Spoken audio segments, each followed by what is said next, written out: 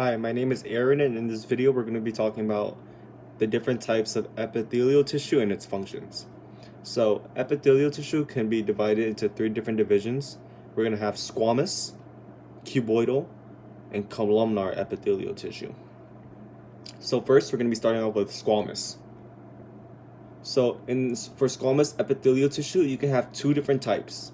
You can either have simple squamous, which are flat cells on the basal membrane, or you're going to have stratified squamous epithelial tissue, which are multiple layers of squamous cells, and you're going to see one basal membrane right there and the cells stacking on top. So the function of simple squamous epithelium include the lining of blood vessels and the hollow internal organs. You're going to find simple squamous epithelium in there. And for stratified squamous epithelium, you could typically find this on the outer layer of the skin. This is going to provide protection, and it's going to prevent the loss of excess water from the body. Over here, we're going to be having cuboidal epithelial cells. So we're going to have three different subdivisions for this category.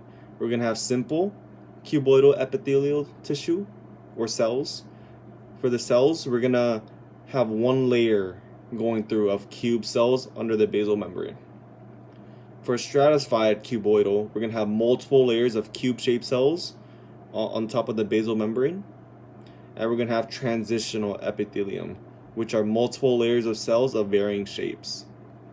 So for simple cuboidal epithelium, this could typically be found in secreting tissue and the kidney tubules. So this is what it's going to line. We're also going to have stratified cuboidal epithelium, and this is going to be found in the excretory ducts and the salivary and sweat glands.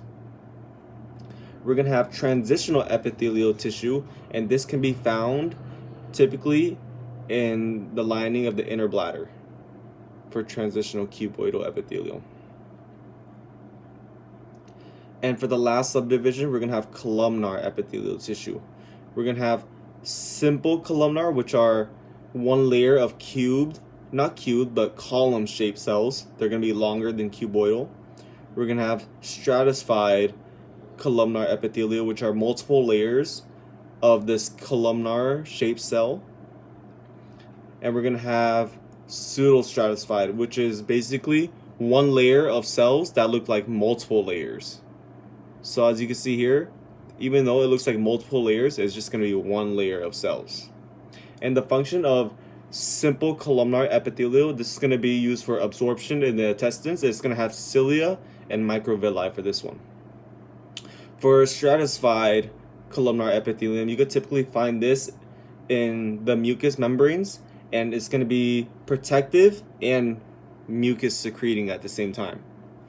And for pseudostratified epithelial, you could typically find this in the upper respiratory tract, and it will have cilia. So two different types of organs that contain epithelial cells will be the heart. The heart has simple squamous epithelial tissue, and this will line the inner valves of the heart as well as the inner chambers.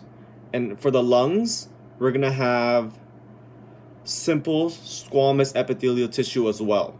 And this simple squamous epithelial tissue lining the inner lungs will allow for the exchange of oxygen and carbon dioxide in the blood. So this is why we're going to need the thin layer of cell for that one.